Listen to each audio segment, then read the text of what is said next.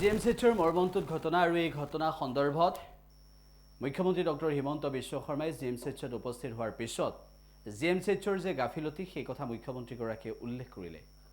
মুখ্যমন্ত্ৰীৰ মন্তব্যটো শুনুৱাইছো। একেটা সময়তে মুখ্যমন্ত্ৰী ডক্টৰ হিমন্ত বিশ্ব শৰ্মাৰ সেই বক্তব্যৰ পিছত জিএমচিত উপস্থিত হোৱাৰ পৰৱৰ্তী সময়ত আজিৰ দিনটোত আৰক্ষীয়ে এই সমগ্ৰ পৰিস্থিতিটোৰ ক্ষেত্ৰত তদন্ত কেনেদৰে আগবাঢ়িব সেই তদন্ত কেনেদৰে আগবঢ়াই নিবলৈ চেষ্টা কৰিছে সেই সন্দৰ্ভতো বক্তব্য ৰাখিছে। ইয়াতে নাৰ্ছৰে হওক গ্ৰেড 4 বা ৱাৰ্ড বয় সকলোকে নকওঁ, ভালো কাম কৰা আছে, কিন্তু দুই এগৰাকীৰ ব্যৱহাৰে হস্পিটেলখনৰ বদনাম আনি থাকে। এতিয়াও মই নামি আহোঁতে মোক কেইজনমানে কমপ্লেইন কৰি আছিলে যে ট্ৰলিখনত 200 টকা খুজি আছে। মই এতিয়াই আমাৰ পুলিচক কৈছোঁ যে আজি ৰাতি এৰেষ্ট কৰক। গতিকে অকণমান শাসনৰ প্ৰয়োজন থাকে আৰু মই ভাবোঁ যে প্ৰিন্সিপাল কৰ্তৃপক্ষ যথেষ্ট কঠোৰ হ'ব লাগে। কোনোবাক যদি খবৰ পায় অমুক নাৰ্ছে বেয়া ব্যৱহাৰ কৰিছে, দূৰত ট্ৰেন্সফাৰ কৰি দিলে লেঠাটো মৰি যায়, কোনোতো যাব নোখোজে, নিজে নিজে ঠিক হ'ব। গতিকে পাব্লিকৰ কমপ্লেইন শুনাৰ সাহসটো থাকিব লাগে। আগতে মই প্ৰায়ে আহিছিলোঁ, শুনিছিলোঁ, কৰিছিলোঁ। যেতিয়াই প্ৰিন্সিপাল ছুপাৰিণ্টেণ্ডে পেচেণ্টৰ কথা নুশুনে, কোনোবা কমপ্লেইন দিলে একশ্যন নলয়, তেতিয়া এনেকুৱা হয়। নাৰ্ছৰটো অসমত অভাৱ নাই, ৱাৰ্ড বয়টো অভাৱ নাই। গতিকে আমি বেয়া ব্যৱহাৰ কৰিলে কিয় একশ্যন ল'ব নোৱাৰোঁ? গতিকে মই আকৌ আহিম। আজিৰ ঘটনাটোৱে অলপমান মোৰো চকু মেল খুৱাইছে যে ইয়াতে মই পেচেণ্টখিনিয়ে আৰু কেইটামান কমপ্লেইন দিছে, গোটেইখিনি মই চাম। কিন্তু খালী মেচিন থাকোঁতে এটা মেচিনতে 3টাকৈ বাচ্চা উঠাই দিছে, যি এটা বাচ্চা বাগৰি পৰিছে, তাৰপিছত কৈছে পেচেণ্ট বেছি আছে। এইটোতো ঠিক কথা নহয়। 11জনক গ্ৰেপ্তাৰ কৰা বুলি আমি গম পাইছোঁ।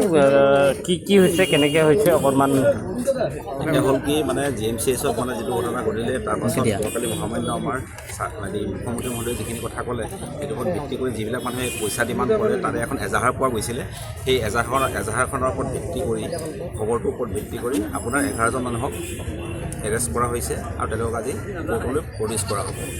আৰু এইটো কথা এনেকুৱা ধৰণৰ নহয় যে আজিয়েই এইটো প্ৰথম এৰেষ্ট হৈছে। এই গোটেই বছৰটো ইয়াৰ আগতেও 6টাকৈ এনেকুৱা ধৰণৰ কেছ মানে ৰেজিষ্টাৰ কৰা হৈছে, য'ত মানে পইচা পাতি অলপ লেনদেন এটা হৈছিলে আৰু মানুহ জেললৈ পঠোৱা হৈছিলে। 11জনকে গ্ৰেপ্তাৰ কৰা হৈছে, তেওঁলোকৰ বিৰুদ্ধে কেনেধৰণৰ এলিগেশ্যন আছে?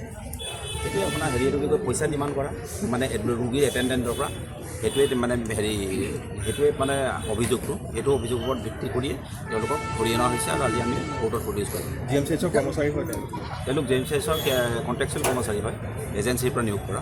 কিমান লয় কি কথা সেইটো কৈছে নেকি? কিমান পইচা তদন্ত কৰিছে মানে আপোনাৰ কমপ্লেইনতে কিছুমান কথা কৈছে, সেইটো তদন্তৰ বিষয়। আৰু যোৱাকালি যে চিকিৎসক বা নাৰ্ছৰ তদন্তৰ আওতালৈ অনা হৈছে নেকি? যোৱাকালি যিটো ঘটনা হৈছে পাইছেনে দুজন? আপোনাক শুনক, মানে হৈছে কি আমাৰ কেছটোতো ৰেজিষ্টাৰ হৈছে, তদন্তটো পৰ্যায়ক্ৰমে আমি আৰম্ভ কৰিছোঁ। গতিকে এতিয়া খুব মানে এইটো হৈছে কি প্ৰাৰম্ভিক অৱস্থা, আমি চব কথা খুলি ক'ব নোৱাৰোঁ। পৰ্যায়ক্ৰমে আপোনালোকে বস্তুটো গম পায়। ডক্টৰ নাৰ্ছক মতা হৈছে।